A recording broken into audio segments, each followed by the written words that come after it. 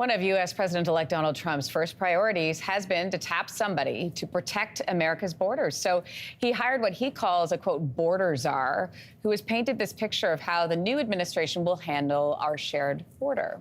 It's an extreme national security vulnerability on the northern border, and it's one of the things I'll tackle as soon as I'm in the White House. What does that look like?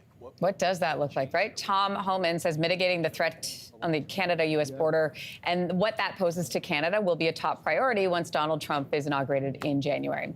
Chantal Desloges is an immigration and refugee lawyer at the Canadian Immigration Lawyers Association, and she joins us now in studio.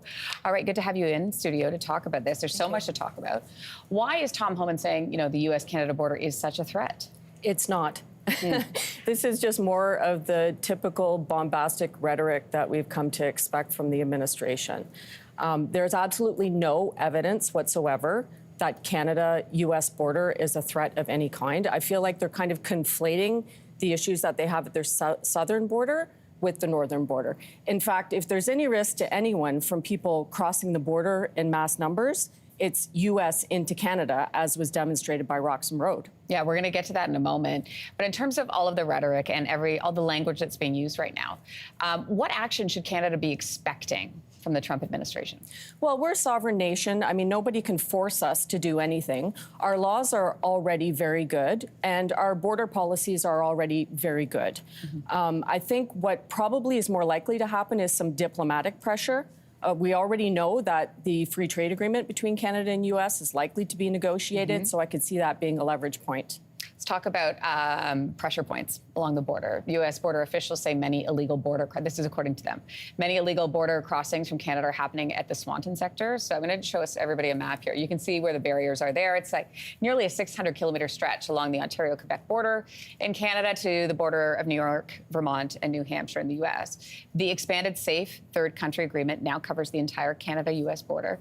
So what effect is that having on where people are crossing? Well, basically, the safe third country agreement, all it really does is it means that if someone sneaks across the border at an unregulated port of entry, if they're caught within the first 14 days, then they would be not allowed to make a refugee claim here in Canada. However, on day 15, they are allowed to make a refugee claim here in Canada. So basically what it's doing is forcing people underground, forcing them to take more dangerous routes, hide for a longer period of time, and then at the end of the day, their claim is going to be adjudicated anyway.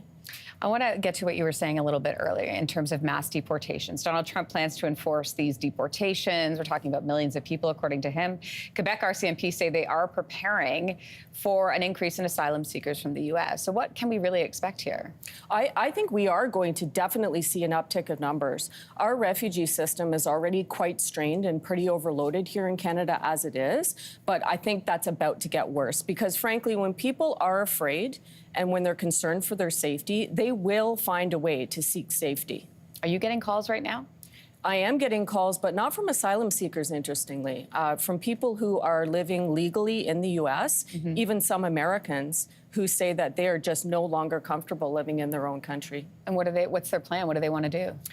They want to apply for legal immigration streams. That's always everyone's first choice if it's available to them. For example, I just got a call a couple of weeks ago from a transgender person in the U.S. saying, I really would like to move to Canada and looking for some legal options to do that.